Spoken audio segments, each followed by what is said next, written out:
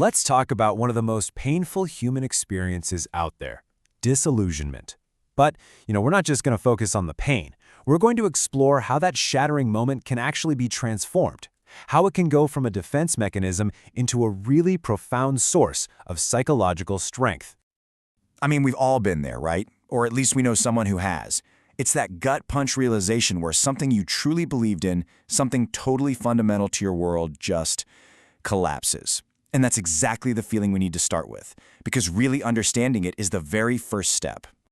Because this feeling, it's so much more than just being sad or let down. It's a genuine crisis. It is the moment your personal reality literally breaks apart. So let's get super clear on what we mean by disillusionment. This is not just disappointment. No, it's when a core belief about a person, about your safety, about the world itself, is just proven false. And that's not just upsetting. It's incredibly destabilizing.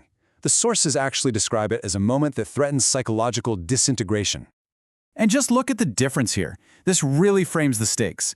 Disappointment, it says, ouch, this hurts. But disillusionment, it says, my entire reality is wrong.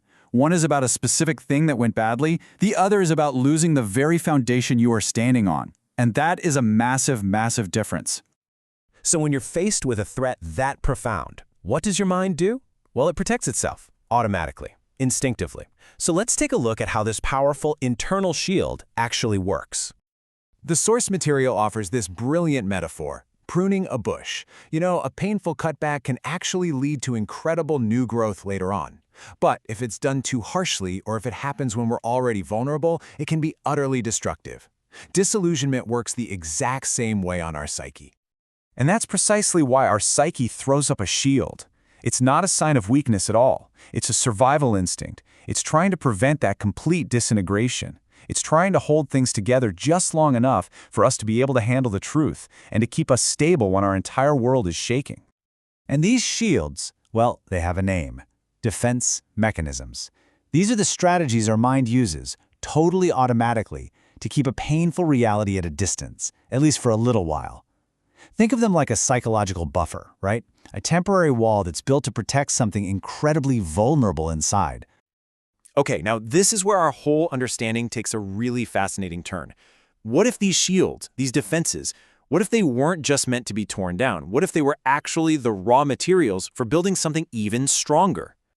This is the core idea from the source material, and honestly, it's a total game changer. It's suggesting that what we've always seen as purely defensive reactions are actually fundamental components of our mind. They aren't just shields, they're building blocks. So the crucial point is this. The goal isn't just to get rid of our defenses, it's to understand them and then to invert them, to flip them from a tool that separates us from reality into a tool that helps us integrate it.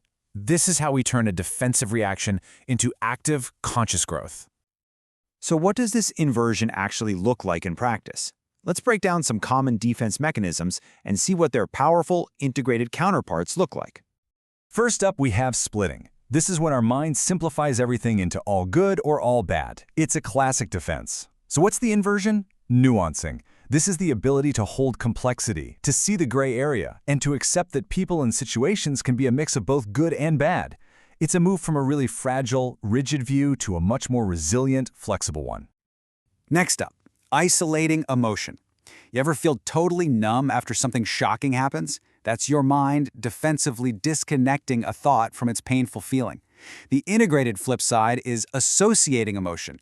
This is that process of gently reconnecting those feelings to their experiences, giving them their proper place, and allowing yourself to feel whole again.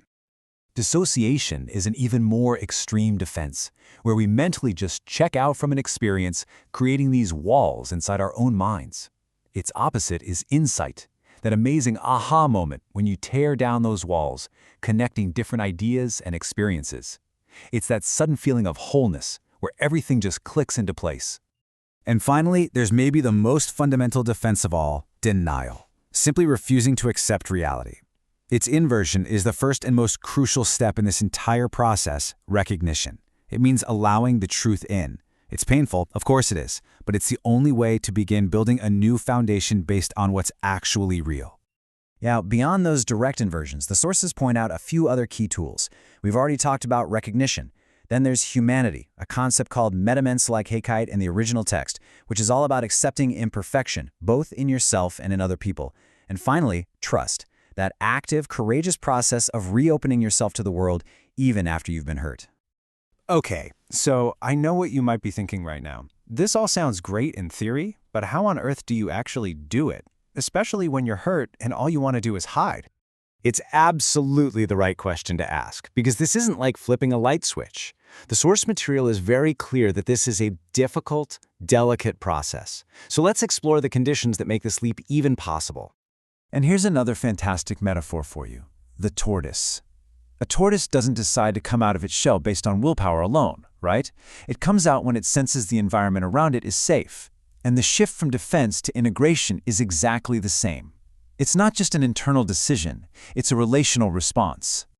So 2 things are absolutely essential to build that bridge to growth. Internally, we have to confront shame, that awful feeling that certain parts of us are unacceptable. And then externally, we need safety. We need an environment, whether that's with a friend, a partner, or a therapist, that feels understanding and completely non-judgmental. You see, shame is like the glue that keeps those defensive walls standing. It forces us to compartmentalize parts of ourselves because we're afraid they won't be accepted. But when we find an environment that's safe enough to share those hidden parts and we see them met with acceptance, that's when those walls can finally start to come down. This really just sums it up perfectly, doesn't it? Making this leap takes immense courage. It requires making yourself vulnerable. And that vulnerability absolutely needs a foundation of safety and understanding to be able to flourish. It's a 2-part equation. You need inner courage and you need outer support. So, let's end with this thought. Those deep-seated defenses that you have, the ones that kick in when you're hurt or you're afraid, they aren't just scars or weaknesses. They are the raw material.